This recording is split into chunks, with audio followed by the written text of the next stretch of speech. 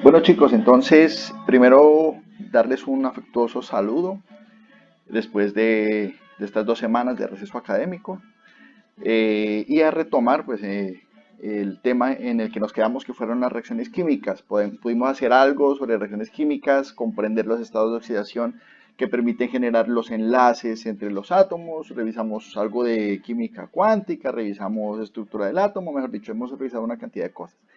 Vamos a tratar de mirar cómo funciona realmente un poco más allá de las reacciones químicas, ¿cierto? Eso lo vimos antes de receso. Espero que vengan con toda la energía eh, para, para trabajar justamente en este último periodo de clases. Y entonces vamos a comprender cómo es que se realizan esas reacciones, pero ya, digamos, ya en el papel, teóricamente, cuánto tenemos que poner de cada reactivo y cuánto vamos a obtener de cada producto.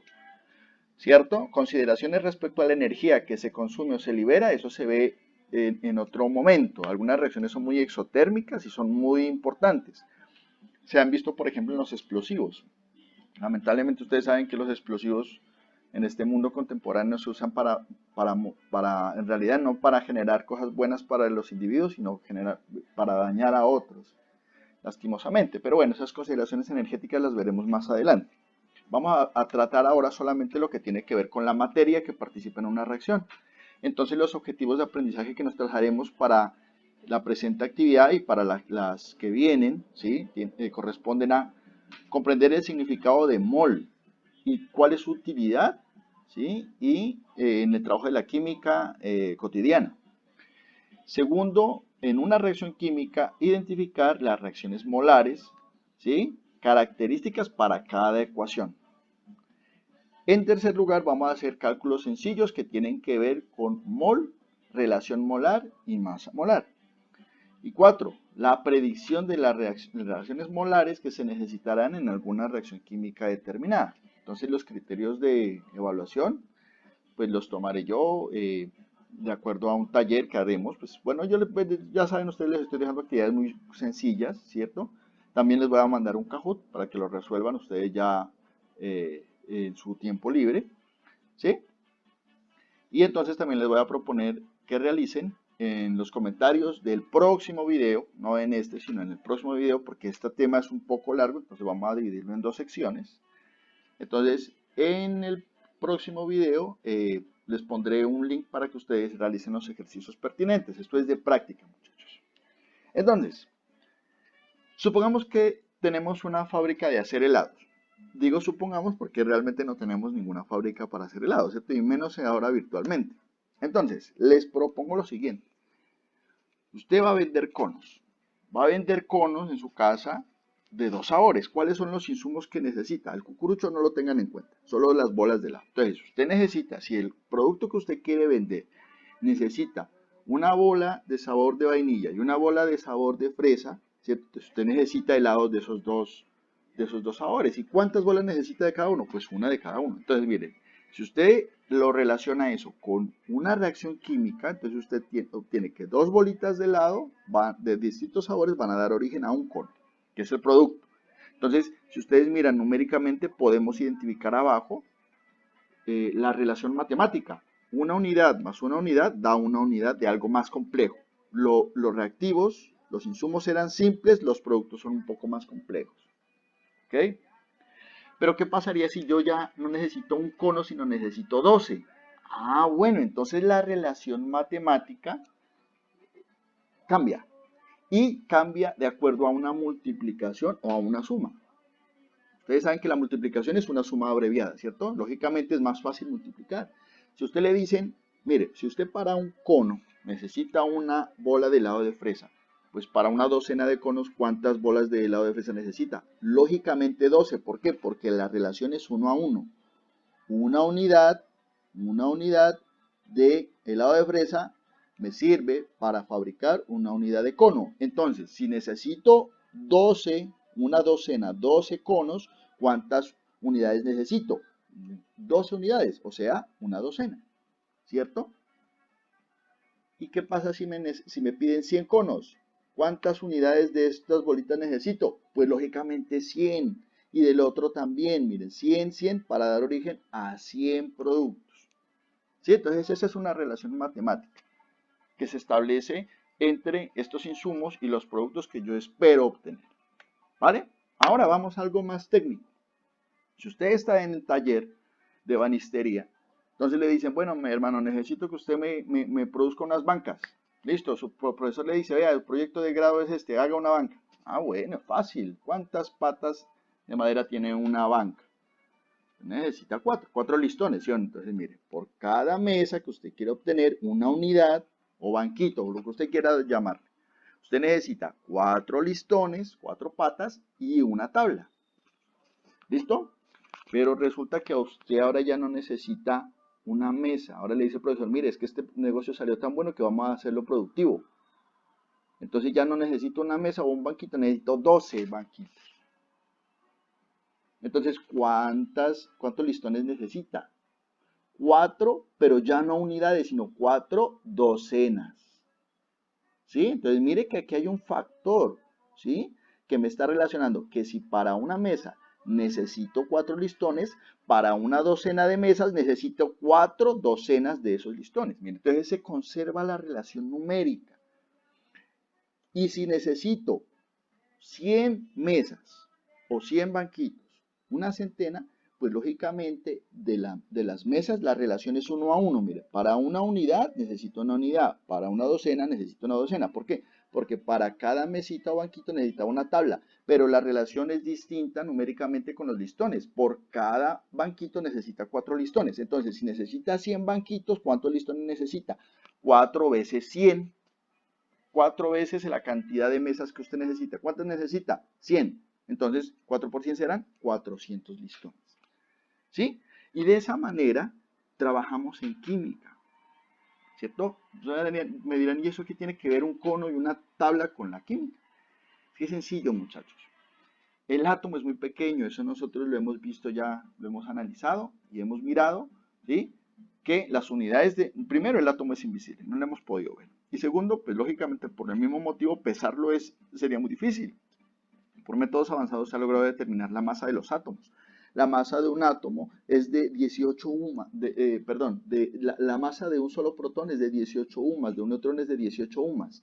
Si yo miro la molécula de agua que tiene un oxígeno que tiene 8 protones y 8 neutrones, o sea 16 UMAS, y los dos hidrógenos que solo tienen un protón, o sea 2 UMAS, 16 más 2 da 18, 18 UMAS, una molécula de agua pesa 18 UMAS. Nuestras balanzas son, lo más pequeño que pesan es 1 miligramo. ¿Sí? Entonces, estas sumas son prácticamente, son billonésimas de gramos. O sea, usted no va a poder hacer una medición de un solo átomo. Entonces, ¿usted qué necesita hacer? Lo mismo que acá. Conjuntos. No puede determinar unidades, sino va a trabajar con conjuntos. ¿Cierto? Conjuntos de átomos. Para usted poder lograr pesar los átomos, tiene que trabajar con conjuntos de ellos. Y el conjunto más pequeño de átomos que usted puede alcanzar es la famosa mol. Entonces, mire, de 18 UMAS, usted reúne una cantidad de agua que llega a 18 pero gramos. Cambia la unidad de medida. Mire que transformar de molécula o de átomo a mol es muy fácil. Solamente tiene que cambiar la unidad de medida de UMAS a gramos. Es sencillo, ¿cierto? Pero ¿qué es lo importante? Que cuando usted tiene una mol de cualquier sustancia, esa mol, sea de la sustancia que sea, siempre va a tener este número que es un número constante y se llama número de Avogadro, en honor a un químico italiano que trabajó mucho sobre este concepto de mol, aunque él no identificó esa constante, ¿cierto? El número de Avogadro equivale a 6.022 por 10 a la 23 átomos o moléculas por cada mol de una sustancia determinada. También pueden haber moles de electrones, por ejemplo, o moles de protones. Eso se trabaja en química. Pero nosotros nos vamos a centrar en la mol de átomos o moléculas. ¿Cuándo hablo de mol de átomos? Hablo de un elemento químico, ¿cierto? Y cuando hablo de moléculas, cuando hablo de un compuesto químico. ¿Estamos? Ahora, la mol lógicamente va a variar. El peso de la mol, peso molar, la masa molar va a cambiar. Pero el número de átomos o moléculas que hay en una mol, ese va a ser siempre una constante. ¿Cierto? ¿Cómo será de pequeña la dimensión? Mire, esto es un 6 seguido de 23 ceros. Ese es un número supremamente gigante. Usted puede coger y escribirlo ahorita en su cuaderno, ¿cierto? Número gigante. Y esa cantidad de moléculas de agua, imagínense, alcanzan a llenar este beaker, ni siquiera ven los 25 mililitros, ¿cierto? Por la densidad del agua, él solo va a llegar a 18 mililitros. Miren, 18 gramos. Ese poquitico de agua tiene esta cantidad enorme de moléculas de agua. Es una situación pues, realmente impresionante. Bueno, entonces vamos a hablar un poquito de una historia que tiene que ver justamente con el rescate de esos números que aparentemente son muy insignificantes, pero que tienen una importancia descomunal en la vida cotidiana de nosotros. La historia del ajedrez, según Malbatán, que es un escritor, ¿sí? Un escritor oriental, ¿sí? Él tiene un libro que se llama El hombre que calculaba, y en uno de esos capítulos del libro habla de la historia del ajedrez. Entonces se relata cómo existía un rey, que es este señor de acá, de nombre Yadiva, y ese rey de la India tuvo que afrontar una batalla muy cruenta para defender a su pueblo. Y lastimosamente, pues ellos ganaron. Digamos que son como victorias pírricas, o sea que a veces se gana, pero al mismo tiempo se pierde, entonces es como un equilibrio. Él pudo defender a su pueblo, pero murió mucha gente y además murió el hijo de él, que era el príncipe Adjamir. Entonces el señor se sumió en una tristeza, se aisló, bueno, venía en una depresión terrible, y de repente apareció un Brahman, o Brahman, que hace parte de las castas, según los hindúes, una persona dedicada al estudio de las letras, las ciencias y las sagradas escrituras de ellos, ¿cierto? Entonces él pide una audiencia para hablar con el rey y le dice, vean, yo le he traído un juego a usted para que usted salga de esa tristeza y ese juego rinde un homenaje para todas las personas que perecieron en esta batalla. Y entonces le empieza, miren, le muestra el tablero de ajedrez y las piezas distintas. Entonces le señala pues cuál es la función de cada una de las piezas, el peón son los soldados, las torres son los elefantes de guerra, los caballos pues es la caballería, los alfiles hacen de cuenta que son los guerreros más hábiles, como por ejemplo el príncipe que él murió y dice, mire, a veces para ganar una partida hay que sacrificar al alfil. Entonces le va llenando al rey Yadiva, lo llena de una motivación y de una alegría y de un orgullo para decir, bueno, sí, mi hijo se sacrificó, pero fue por el bienestar de su pueblo. En fin, bla, bla, bla.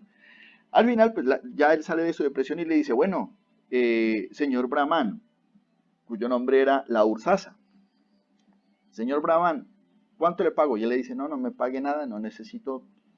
Los brahmanes son seres muy sabios, entonces ellos no, o eran pues, ellos no necesitaban nada material. Entonces rehúsa eso, pero el rey insiste en pagar. Entonces este señor le dice, bueno, vamos a hacer una cosa. Voy a recibirle granos de trigo. Entonces va a partir poniendo un grano de trigo en el primer cuadrito del tablero de ajedrez. Y así me va a duplicar en cada cuadro hasta terminar los 64 cuadros. Va a duplicar cada vez la cantidad de trigo que había en el cuadro anterior. Claro, pues todo el mundo se rió, se mofó de él, se burlaron por pedir algo tan miserable. Y listo, llamó a sus sabios para que hicieran el cálculo y determinaran pues cómo iban a hacer para pagarle a él. Pero resulta que al final de tanto deliberar, encontraron que la cantidad de trigo que necesitaban era tan grande que era 80 veces la altura, que valía 80 veces la altura del monte más alto del mundo, que es el Everest. ¿Sí? Una cantidad descomunal. Le decían los sabios, ni siquiera en 100 años, que todo el territorio de la India, que en ese tiempo era más grande que ahora, porque eran reinos, ¿sí? Ni siquiera en 100 años, destruyendo todo lo que hay en la India y dedicando todo ese terreno exclusivamente a sembrar trigo, ni siquiera en 100 años podemos pagarle lo que el Señor nos pide. Entonces, eso lo llevó al monarca a ser más respetuoso de los conceptos matemáticos, ¿no? Y de los conceptos de los sabios, y a no demeritar ninguna cifra que aparentemente, desde el punto de vista matemático, sea muy pequeña. Porque realmente a veces lo pequeño es demasiado importante y tiene muchos efectos en el día a día. ¿Vale? Y eso pasa justamente con la situación de las moles. Las moles, o sea, aparentemente un átomo, una molécula no pesan nada, no significan nada. ¿cierto? Pero miren esas cantidades, o sea, son una molécula es algo que usted no puede ver, pero miren la cantidad a través de las cuales se manifiesta. Una mol sigue siendo muy pequeñita, pero tiene una enorme cantidad de átomos y moléculas que están allá adentro. Por eso es que miren esas bombas nucleares. Aparentemente la cantidad de material nuclear es muy poco, pero como son tantos átomos y moléculas que están allí en contacto, pues lógicamente se desarrollan reacciones en cadena que liberan una gran cantidad de energía. Entonces, mire, demeritar lo pequeño por ser pequeño realmente no es una posición que sea muy inteligente. ¿Vale? Y entonces esto fue lo que, mire, solamente han pasado 11 cuadros y mire cómo va esa montañita de Trego. Y cada vez tenía que duplicar, lógicamente la cifra se volvió algo descomunal. ¿Qué vamos a hacer ahora? Entonces los invito a que hagamos un ejercicio. Y vamos a hacer el cálculo de las masas molares. Entonces vamos a cambiar de aplicación al tablero virtual. Bueno chicos, entonces fíjense ustedes que pues para lógicamente realizar los cálculos de masas molares, pues lógicamente necesitamos nuestra tabla periódica. Recordemos, por favor, les pido encarecidamente, el número de arriba es el número atómico. Si usted va a trabajar con masa, tiene que trabajar con el número de abajo. Ojo, no faltan los que están calculando las masas con el número atómico, lógicamente de ahí en adelante todo les va a salir mal, ¿vale? Entonces, para que por favor tengan cuidado. Vamos a trabajar con algunos elementos. Por ejemplo, a mí siempre me gusta el hierro. Entonces, vamos a trabajar con el ferrum, ¿cierto? Hierro. Entonces, aquí tenemos al hierro. El átomo de hierro, un átomo, ¿no? Está pesando, según la tabla, 55.8 ¿qué? ¿Qué unidades de medida? ¿Se acuerdan? UMAS. Unidades de masa atómica. Ahora, la mol de Fe, ¿cuánto pesa? 55.8, pero ya no UMAS, sino gramos. ¿Estamos? Entonces, mire, o sea, es sencillo. Realmente calcular el peso molar, perdón, la masa molar no tiene ninguna gracia. ¿Sí? No es sino que usted cambie la unidad de medida, la reemplace de UMA gramo. ¿Vale? Otro ejemplo, el azufre, por ejemplo, sulfurum. Entonces, si hablamos del átomo de azufre, bueno, aquí pongámosle para que no se confundan, átomo, que no falta, que no está cuidadoso, el átomo de hierro, pues. Entonces vamos a hablar de aquí de un átomo. El átomo de azufre, ¿cuánto pesa? Según la tabla me dice que pesa 32.0 UMA. Vamos a trabajar con una sola cifra significativa. Hay ramas de la química que son muy sensibles a los cambios. Por ejemplo, la química analítica. Hay que trabajar con 2, 3 cifras significativas. Cuando los cálculos tienen que ser tan finos que cualquier error de centésimas, milésimas puede generar errores muy grandes, ¿cierto? Ya en los resultados. Entonces, pero como estamos nosotros haciendo ejercicios, pues no es necesario. Si el átomo pesa eso, entonces la mol, ¿cuánto pesará? La mol de azufre pesa, ¿cuánto? 32.0 gramos. ¿Listo? Entonces, mire, aquí estamos hallando las masas molares. Yo creo que a ustedes no les va a parecer complejo eso.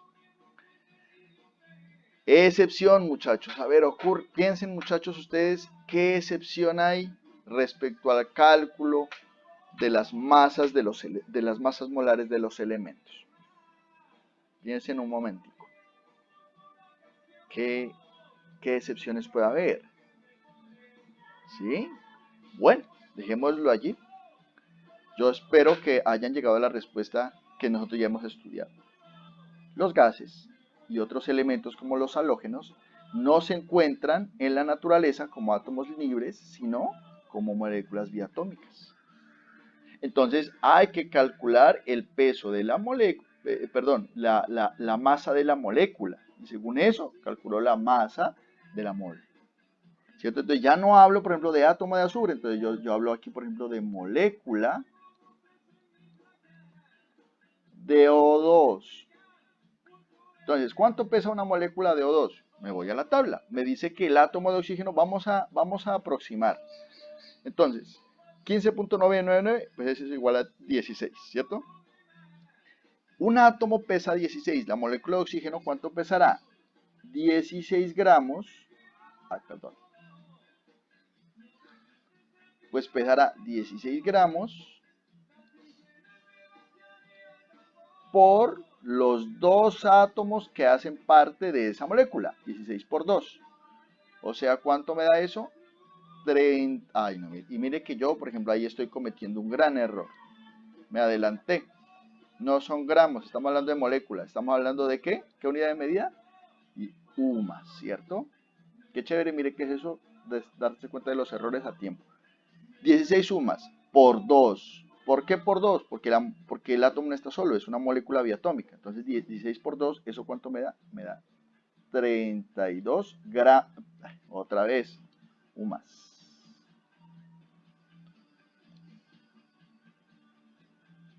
Listo. Entonces ahora yo ya estoy habilitado para calcular el peso de la mol.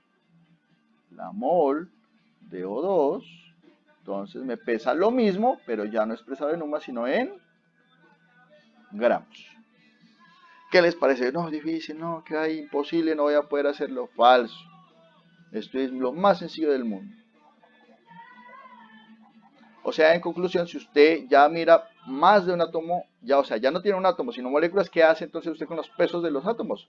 Los suma, muchachos, eso es sí, supremamente sencillo. Calcular masas molares es lo más sencillo. ¿Ok? Bueno. Vamos a hacer otra cosa, por ejemplo, vamos a pensar en compuestos. NaOH. ¿Qué obtenemos aquí? Aquí hay una suma. Esto es, bueno, primero vamos a hallar la masa molecular y luego la masa molar. Entonces, ¿es cierto? Molécula. Entonces, ¿qué tengo que hacer? Pues lógicamente debo sumar. ¿Qué más puedo hacer? Entonces, me dice la tabla periódica que el sodio pesa 22.99, o sea, 23. 23 UMAS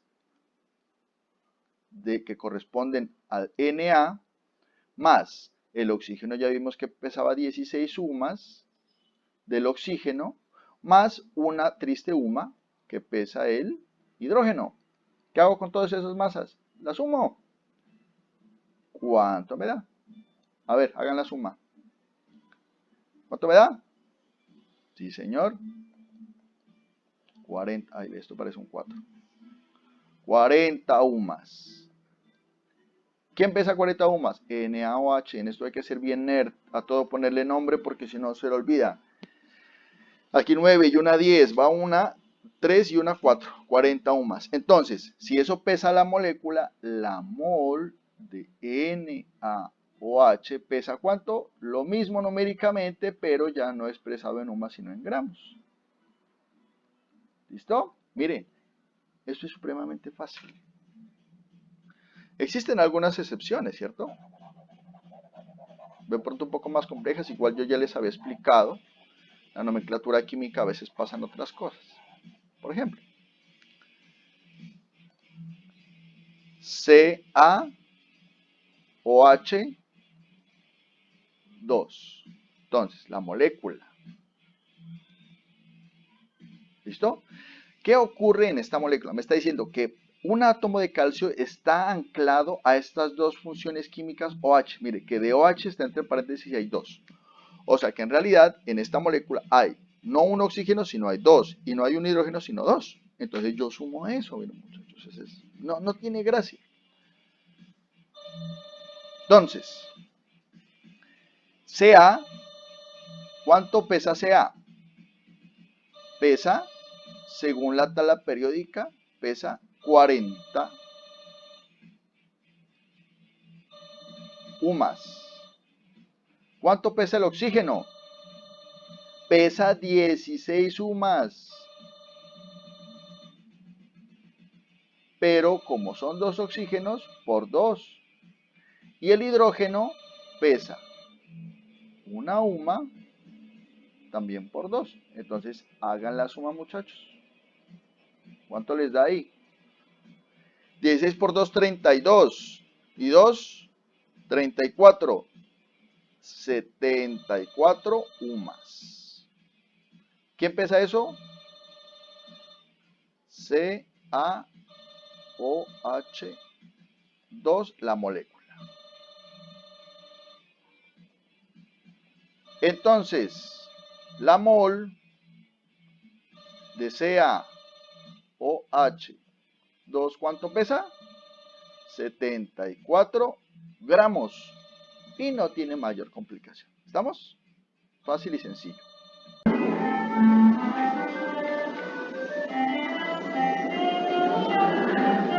Bueno, chicos, entonces, una vez culminado la revisión teórica del tema, entonces vamos a realizar unos ejercicios, porque ustedes saben que para la química es indispensable entrar en esa dinámica de, digamos, un poco mecanicista para aprender a resolver los problemas que plantea esta asignatura.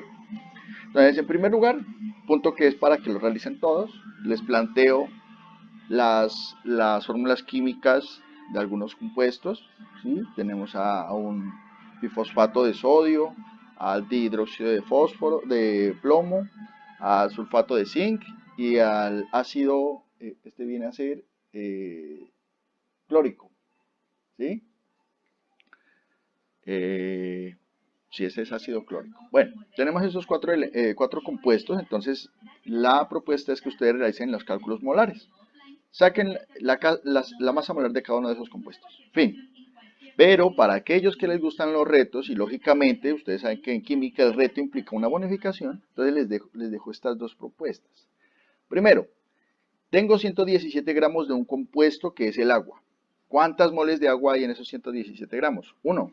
Ese es fácil. El segundo es un poco más complicado. De un compuesto que es el ácido brómico,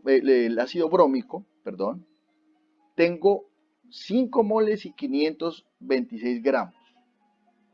¿Cuántas moles y gramos me hacen falta para llegar a un total de 10 moles del compuesto? De ese compuesto, pues, ¿no? ¿Sí? Entonces, tengo 5 moles y unos gramos. Eso implica que en total hay menos de 10 moles en eso, pues según lo plantea el ejercicio. Entonces, calculen cuánto les falta en moles y gramos para completar esas 10 moles. Jóvenes, es un placer haber estado, digamos, con ustedes en este tiempo, que es muy breve. Recuerden que les estoy debiendo entonces la siguiente parte de esta clase. Muy probablemente nos toque hacer una clase adicional, ¿sí? O sea, 3 clases en este tema, porque este tema tiene que quedar muy claro. Y ya saben, pues yo estoy abierto a las inquietudes que ustedes tengan por los canales que ya están acordados.